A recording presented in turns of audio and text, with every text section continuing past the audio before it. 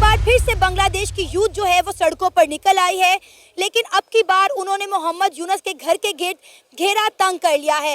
उनका ये कहना है कि जब 5 अगस्त 2024 को बांग्लादेश की यूथ ने शेख हसीना वाजिद का तख्ता पलटा तो कई नौजवानों ने अपनी जानों के नजराने पेश किए, कई ने अपने सीनों पर गोलियां खाई। अच्छा, जानिब टेक्सटाइल इंडस्ट्री के हजारों की तादाद में जो वर्कर्स हैं वो सड़कों पर निकल आए हैं, फैक्ट्रियों को आग लगा रहे हैं, पुलिस के साथ लड़ रहे हैं, भिड़ रहे हैं। वजह क्या है कि बांग्लादेश में 170 फैक्ट्रियों को शट डाउन कर दिया गया है।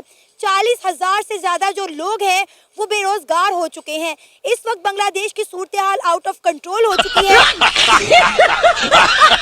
आपके सारे सवालों का एक ही जवाब है। हाँ। एक घर में 2 भाई हैं, ठीक है, एक कमा रहा है, एक निकम्मा है। ठीक है। जो कमा रहा है उसकी इज्जत है। तो भाई इंडिया पाकिस्तान को कह रहे हैं। जी जी, हम आपस में लड़ते भी नजर आते हैं। लड़ते भी नजर आते हैं, पर मसला ये है कि एक निकम्मा है, एक मेहनती है। जो मेहनती है उसकी सुनती भी है दुनिया। हम निकम्मे हो चुके हैं।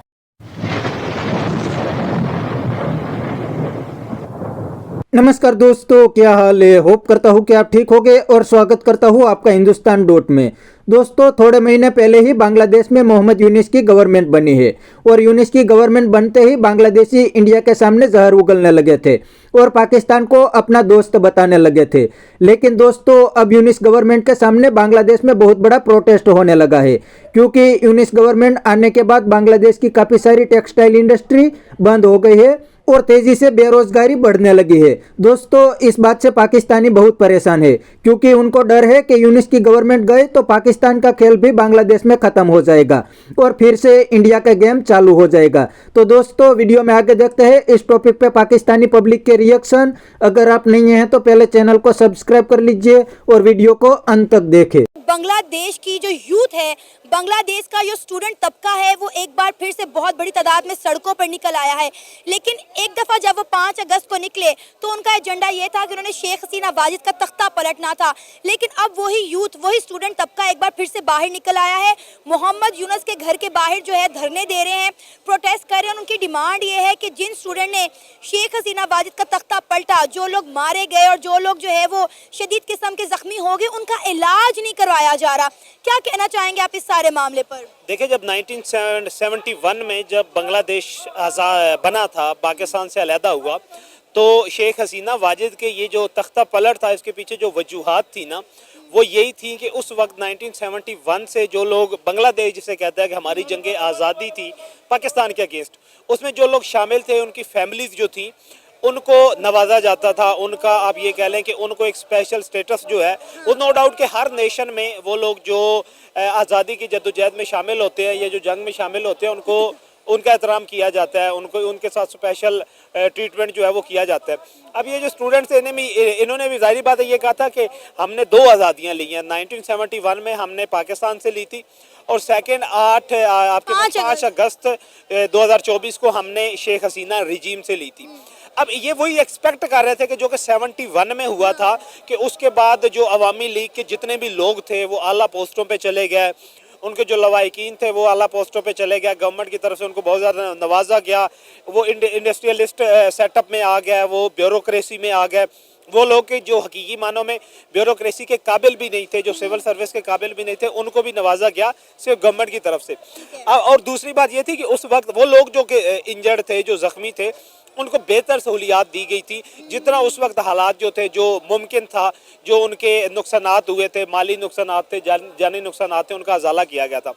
अब ये स्टूडेंट जो हैं जो इस सिस्टम को इक़्तिदार में लेके आए हैं, जाहिर बात है नेचर भी यही एक्सपेक्ट करती है। अगर मैं भी हूँ, मैं भी बात करूँगा तो मेरी भी एक्सपेक्टेशन यही हो कि जिनकी बदौलत आप लोग इक़्तिदार में आए हैं, कम से कम वो लोग जो शहीद हो गए या जो मारे गए इस दंगे फसाद में, इसके इनकलाब में, उनके लिए, उनके लवाहिकीन के लिए मैंने नहीं सुना कि बांग्लादेश की गवर्नमेंट ने या मोहम्मद यूनुस की गवर्नमेंट ने ऐलान किया हो कि वो 1200-1400 लोग जो थे जो शहीद हो गए थे, उनके लवाहिकीन को हम लोग नौकरियां देते हैं, उनके लवाहिकीन को हम लोग जो है 15 लाख 20 लाख रुपया उनको दियत के तौर पे या रियासत की तरफ से दियत देते हैं ताकि वो अपने मामलात को बेहतर। ऐसा नहीं हुआ।